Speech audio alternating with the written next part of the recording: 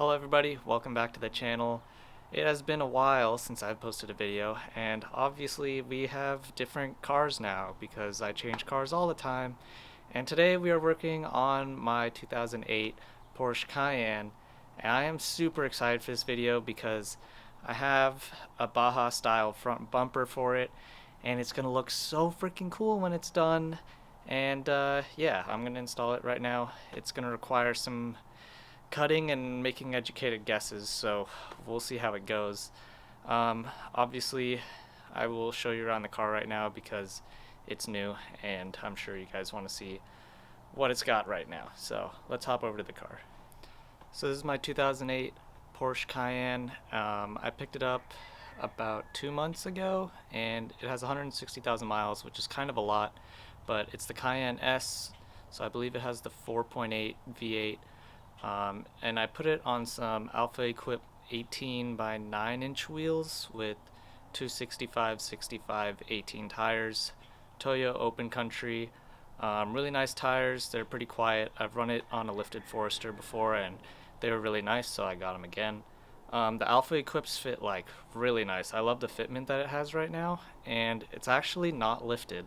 I bought a 3-inch lift kit and put the wheels on before the lift kit and it fit fine and no rubbing or anything, and I was like, you know what, let's just not lift it because I don't really need the travel. It's not really what I'm going to be using the car for, so I like the way it looks right now. I still have the lift kit, so maybe I'll install it anyway.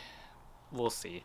If I keep the car long enough, then maybe I'll go to 35s and have it be like really beefy, but I have a lot of stuff to do before we get to that point. The paint is kind of not that great. It looks better because the car is wet right now, but the hood has some clear coat peeling and the roof has a lot of clear coat peeling, so might have to do some correction on the hood and the roof, but eventually, we'll get this car dialed in. Main things that I want to do is obviously this front bumper, which we're about to. I want to do a rear bumper with the tire swing on the back so I have a spare just in case I get a flat somewhere. The spare tire that comes with the car is not going to fit, or I mean it will fit, but like it'll be weird because these tires are so much bigger. And then I want to do a roof rack as well, so Eurowise, if you're seeing this, please sponsor me because I want to buy a lot of your parts. Anyway, let's get started with this bumper. I'm really excited, but I also have like no idea where to cut the front bumper in half because I haven't fit it yet, so I'm thinking I might take off the front bumper, put the metal bumper on, and just kind of see what needs to be done. So yeah, let's get started. Although actually, before we get started, if you guys like the content, you like the car, whatever, go check out finiteco.net. I make hoodies and t-shirts and stuff, so go check that out. And support the channel because I'm broke and need money for car parts. Thanks. S2000's looking clean over there, sitting on the street, all wide-bodied and turboed and shit. Go follow my Instagram if you want to see stuff of that, because I'm not really upgrading it. I'm just driving it, so it's nice. But anyway, let's pop the hood. Just reach in here, pop this guy. So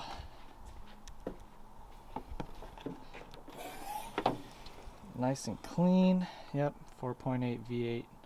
Looking all nice. Problem with Porsche is like all of this stuff is always a pain when you're trying to work on it, but I think the bumper should just come off, hopefully, with these guys, and I'm sure there's going to be some stuff over here, so, and probably underside stuff too, but I'm just going to slowly take off this bumper and then I'll let you guys know how to take it off, because just in case you need to know that. Okay, we're under the car right now, and I'm looking here and there's this little plate that runs across. There's 4 T25 Torx screws along it, and I think we should be able to pull it out now. Looks like it kind of slots in. There we go. Drops out. Oh, I think I missed a bolt back there. But it looks like there are more bolts under here that we're going to have to take off to get the bottom side of the bumper free. So I'm going to keep going and get all these little Torx out all along this place. Okay, so I just took out 4 bolts along this side. There was one on the edge over here and one on the inside of this vent. and now the whole bottom feels pretty free. It kind of clicked out of place, so it feels better now. We can start going in from the sides over here, and I can see 1, 2, 3 bolts right here, all torque, I think 25 as well. And we're gonna pull this fender liner out and see what connects the bumper to the fender up here. I don't know about this light, we might have to pull that out. I think the bumper, steel bumper, comes right below this marker. So when we're cutting the bumper in half, we're going to cut right about here. So this light could stay in. Not totally sure. And just for the record, you guys can kind of see where I'm rubbing right here when I'm at full lock. My tire's barely hitting the fender liner. But since all of this is getting chopped away anyway, I'm not worried about it. That's why I'm not putting the lift kit in here. So if you're not planning to cut your bumper in half, you will rub right there. Well, that was a little bit of a pain, but we got it off. Just in case anybody is wondering, there is a screw that goes up into here. There's one screw that goes up into here. I believe that's 2 screws, both T25. You have to either take the side marker out, which is screwed in from the back like that, which is a pain. So I just unplugged it. It's plug right here, just pulls straight out. And then the side marker will come off with the bumper, so no need to worry about that. And once you get all of these out, all of the bottom ones out, and you get your, I believe, only 2 screws right here, and then you grab the bumper and just pull it forward, and it comes off of these little tracks that hold it in. So I was trying for the longest time to just kind of pull it outwards, but you actually need to yank it forwards. Probably better with 2 people, so you can yank it together and have the whole bumper come off. But since I'm alone and I actually don't care what this bumper happens on the bottom of it, I just pulled it out and let it drop. There is also one plug over here for the lights. You just pull this tab upwards and then you unplugs. And there you go, now the bumper's off. So I believe this bumper is going to mount right here to the support bar. I guess this is what that bracket is for, so that actually makes sense. So let's get this crash bar off. Actually, there's another horn on this side. Maybe there's 2 brackets in there, I guess we'll find out. But we're gonna start by undoing the horns and untangling all this wiring and probably taking this shielding off, and yeah, just generally stripping stuff down. And I'll keep you updated once we get this bar off, then we can start putting this guy on. It'll be sick. Okay, I got all these bolts out off both sides, and I think this bar should just come out. Maybe. Or maybe not. I think I missed one. Yep, hold on. Okay, so the crash bar looks like it folds up into here, comes out and is kind of sandwiched over here. This looks like a pin that needs to get popped out. There's another clip over here that's gonna have to come off. I'm not sure if I'm gonna have to take out that bolt that's holding it up or not. I just wanted to show you before I start tearing it apart. So I'm gonna push this pin out, push this guy out, and see if it'll come out. If not, we're gonna have to unbolt a little bolt right here and then it should drop. Okay, I was able to pull off the crash bar. Here it is sitting on the floor.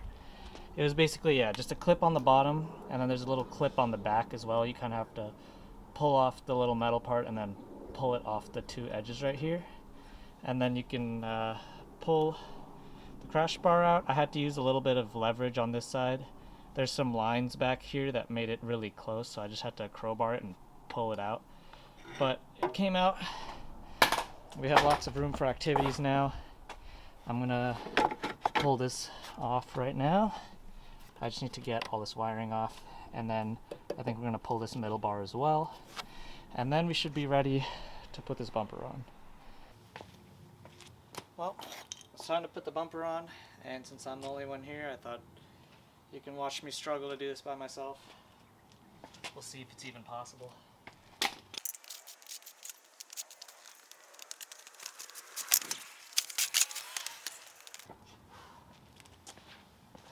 Alright. Let's see if we can do this. I'll honestly be impressed with myself if I can. Alright. But I have a plan, and my plans always work.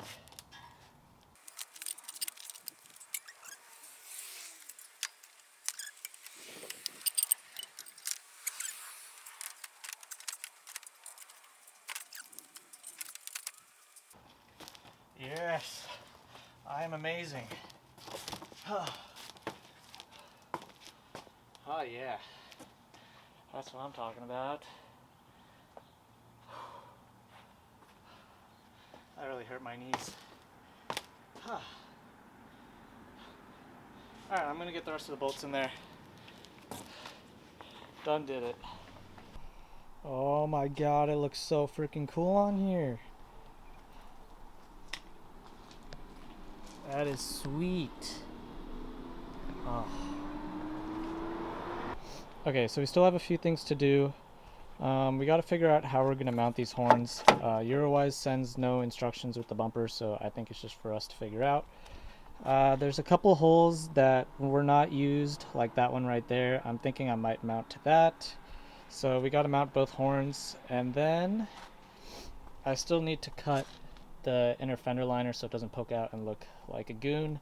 So that'll probably be towards the end, and then obviously we need to chop the front half of the bumper off so we can put that back on. Now on Eurowise's, all their pictures and stuff, it looks like it's cut right below this first vent. So I'm just gonna base it off the pictures, cut a little bit lower than where I think I need to, do a cut all the way along, and then mock it up and test it. So we're gonna start with this guy. Actually, no, I'm gonna mount the horns first, and then we'll start cutting up a bumper.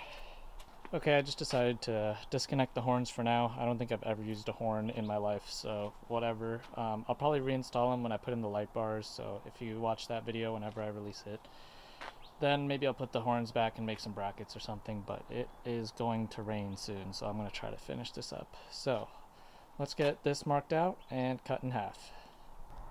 Okay, I have my general cut line all the way along the bumper. It's a little bit lower than what Eurowise has it, so I can cut it in half, test it, make sure mine's sitting at the same place, and then maybe trim a little bit more off if we need to. So we're gonna start here, and yeah. Well, here goes nothing.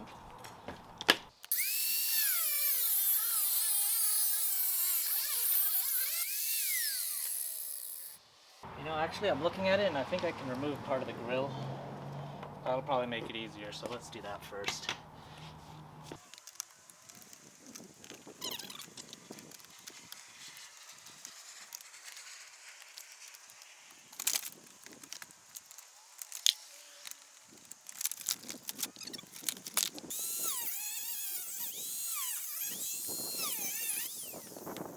Well, there it is. Definitely one of the weirder things I've had to do to a car, but I'm gonna be honest, it looks pretty cool just sitting right there. So let's throw it on and see how it fits. Definitely too long, as I suspected, but that's what I wanted. I wanted it to be too long.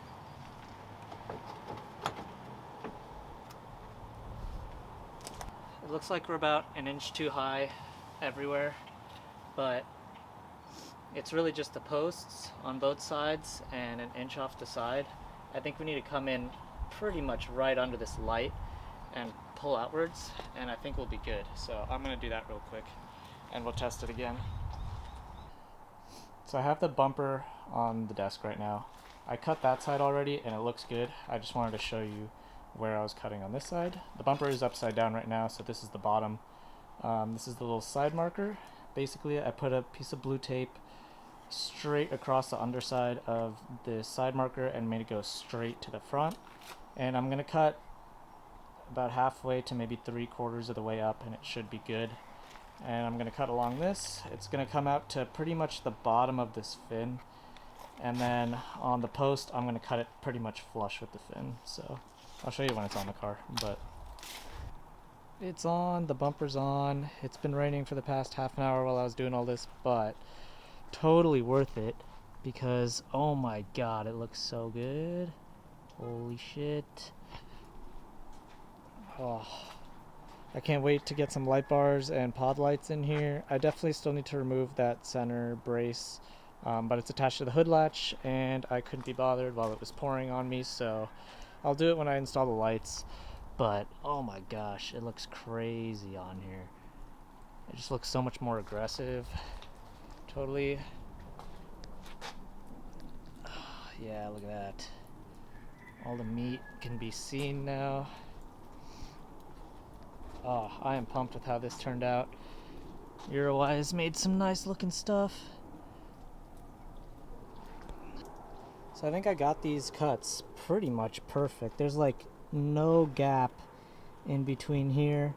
So yeah, maybe half an inch down from your side marker all the way across. I think I went a little bit high going flush on these, but it still looks really good. Yeah, you can kind of see right there. There's a slight gap, but not much, honestly, unless you're really looking up close. This side's better. And then same over here. We got pretty much flush fitment with the bumper, so that's really nice. But overall, I am pumped with this bumper. I think it looks freaking sweet, so... Alright, so I finished mounting the bumper and I thought I was done, and then I remembered that I still have these brackets. So I literally closed out the video, and then luckily I didn't drive the car, but these brackets support the radiator. So when we took out the core support, the little clips that we took out to pull the core support out, that actually supports the bottom of the radiator. So good thing I didn't drive the car.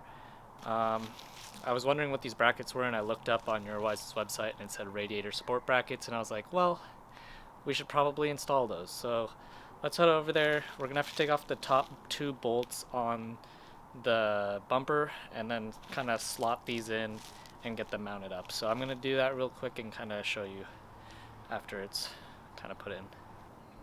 So just in case you're struggling a little bit, I know the driver's side is a little bit harder because there's some AC lines back here. This is what the mechanism looks like. It's basically just a pin held on, and you can kind of pop it off like that, and then this will slide out. So not too bad. Putting it back on is definitely easier than taking it off, because you pretty much just pop this pin in, especially passenger side. There's nothing in the way, so pretty easy to do. I'm just gonna go throw this one in. So you can see right there, I just put the bracket on, and if you look inside, you can see I've got all the clips on, except I just realized I forgot the bottom little clip, but I'll just throw that on. Pretty easy. Took a little bit of finagling. I had to kind of pull the radiator forward while getting the clip on, which was a little bit of a pain, but overall not too bad. I think the next video is going to be putting in the light bars and pod lights and doing all the wiring and all of that stuff, so look out for that video. If you like this build and want to see more, like, comment, subscribe, go check out finiteco.net, and I'll see you guys in the next one.